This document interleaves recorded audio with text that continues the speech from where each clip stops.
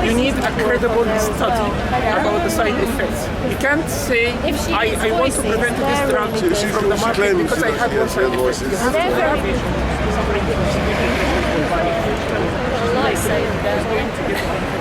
Down on the bed and injected me in the bum. And I lay there crying and I prayed to God. I prayed the Lord's Prayer because I thought I was going to die. And I prayed the Lord's Prayer. Came to the ward to find out why was my arm broken. Was there a safety issue? Nobody asked me about it. They actually did a serious incident report. And they didn't even ask me. They asked the 4 people that broke my arm. They asked them what happened. They wrote it all down. And then they said, oh, the result was we need to retrain them in restraint. That was the only thing. And they didn't even ask me. I didn't even know there was a serious incident report till I met somebody, a matron, sort of months later, and they mentioned it. Yes, that we don't count. The drugs are working, so they're going back into brain surgery. See, and this is brain damage. It's brain damage, yes. Just quite big now. Smoking. Well, they've stopped smoking in one stores,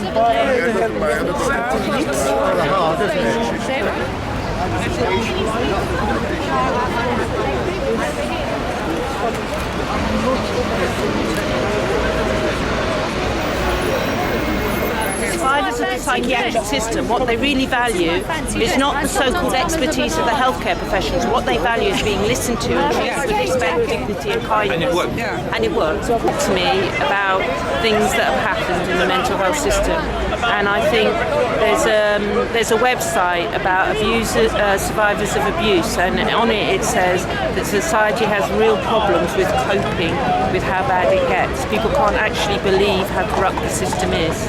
I went to an AGM of the local health trust, mental health trust, and a friend was telling me about situations that are still happening on mental health wards, which are very distressing. Broken arms, lying on urine-soaked mattresses. And on one of the wards, someone actually filmed a patient being abused. And when we tried to raise this at the AGM, the chief executive wasn't taking questions from us. So we put it all in writing, and hopefully those things will be resolved. But if you feel strong enough, Health Watch is a very good organisation where you can anonymously feedback complaints and things. There are many support groups like this one, Speak Out Against Psychiatry. There's the Prosper Network. There's the Hearing Voices Network, there's Health Watch, there's Council for Evidence-Based Psychiatry. So don't feel isolated. What do you think about, like, when they're claiming, like, that they respect people's sense of dignity in mental health? Would you say that's true? I think there's a problem is that people are trained. So they're trained in the system, so they spend a lot of money, maybe get into debt. I've been to many conferences with psychologists, psychiatrists, where they really think that what they've been taught is true, but it isn't. You have had the experience of being diagnosed, but you've recovered and got through it all. I don't really think that I was ill, and I've hallucinated and been a voice hearer since I was a little girl. So to me, it's just part of who I am, and it's not a negative thing or a positive thing. It's just who I am, and I think to answer your question. On mental health wards, I saw many things, and I saw someone saying, this is a breach of my human rights, and it is. To be locked away for no reason on mental health ward is a breach of human rights, because the people around you decide that what you're doing is not appropriate, and it becomes narrower and narrower. What's the difference between eccentricity and it's part of the human condition. So what do? For years we've locked away people on mental health wards because they haven't fitted in with what we think of society, and it's quite dangerous precedent. It's a myth. I mean, I think the Schizophrenia Commission report said there's a myth. People who hallucinate and hear voices are no more violent than anyone else, and it is just propaganda. But in fact, they're much more vulnerable and more of a danger from other people than they are to society. They're more likely to be harmed than be the ones who are harming.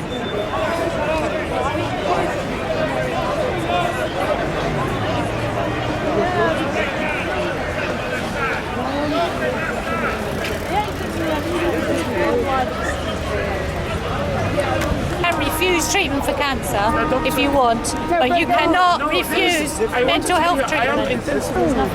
Even like drugs like for depression can, in a lot of people, make them feel more suicidal. And you might say, well, then go to the drug companies, but the doctors who prescribe them, why are they not responsible? Because if they know, it's like, but again, they will be in denial of the side effects. They just say, oh, if the patient doesn't feel, or actually feels worse, they say, it's because shows how ill you are. They won't want things to admit. And I think these doctors, psychiatrists have to be accountable if they're the ones prescribing them. I think it's a bad thing. I do. There ought to be a little flexibility. Yes. They should have a smoke control or something. That's right. Trapped in the psychiatric system, they do their best to current. I've been in the psychiatric a few years ago. I remember the symptoms. Yeah, there have been lots of groups over I've the been years. to one or two shrinks and things like that. I've never been in mental health. But they closed those on about 10 years. Oh, they have closed a lot of beds. Yeah, I was looking at that. They closed a lot of beds and everything. And they still lock people up. Anyway, now they've got CCOs where they force people to be injected. These bloody horses. After you take this trial, this is you should be run I don't want people forced into any kind of treatment. I mean, all they do is drugs and ECT.